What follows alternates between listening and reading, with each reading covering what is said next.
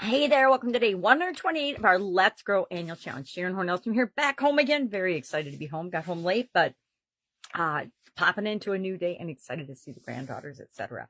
So today we are going to continue our discussion about the different phases of the mind. This is my graphic. I'm home, so I've got my cool graphic to share.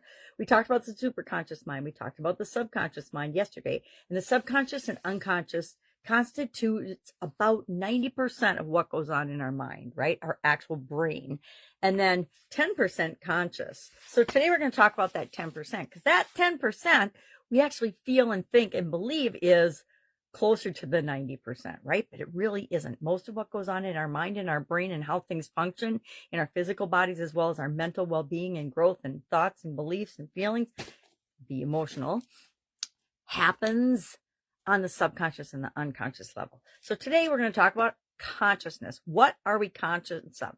Now, consciousness is not the same thing as our conscious. Our conscious is that little voice in our head that tells us if we should or shouldn't do something, if something's good or bad, right or wrong for us, right? Good or evil. That's a totally separate topic. So our conscious mind is what we're aware of in our surroundings when we're present in the situation. The things our brain is actually, our eyes are seeing, we're watching, we're paying attention to. Our eyes and our senses are recording things all the time that go into our subconscious and our unconscious. And sometimes we can retrieve them easily, sometimes not so much. But our conscious mind is what we are actually paying attention to in the moment.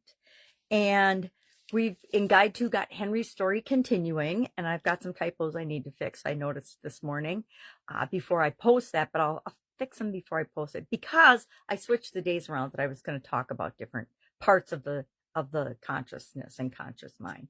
So today our action item is to pay attention to the things we pay attention to in our conscious mind, and see if we feel like that 10% is actually true. I think that it's hard to observe that because it's our subconscious and our unconscious. So how do you observe that? We really can only observe what we're conscious of, but we know that there's a whole lot more going on around us all the time than our conscious mind can pay attention to. I think I've heard studies or statistics that say we can remember only like 7 things at a time. And I don't know if that's true or not, but because I haven't studied the brain and the mind and things. I'm not a neurophysicist or neuroscientist or anything, but like everybody else, I read and learn and hear different things. But it's a small number of things that we can remember in our conscious before we have to move them down to another part of our memory in order to retain them. It's why we did so much memorizing in school. At least that's what I like to tell myself. We had to memorize things and repeat them over and over and over again so we can put them in our longer term storage, I like to call it. Kind of like we have so many computer analogies nowadays.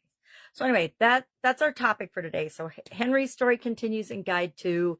There's a little write-up in Guide 2 about consciousness. Actually, day 120, where are we on? 8, 7, 6, day 125. There's a better write-up about all the levels of consciousness because I covered them all there, and we're broken it down each of the next 3 days.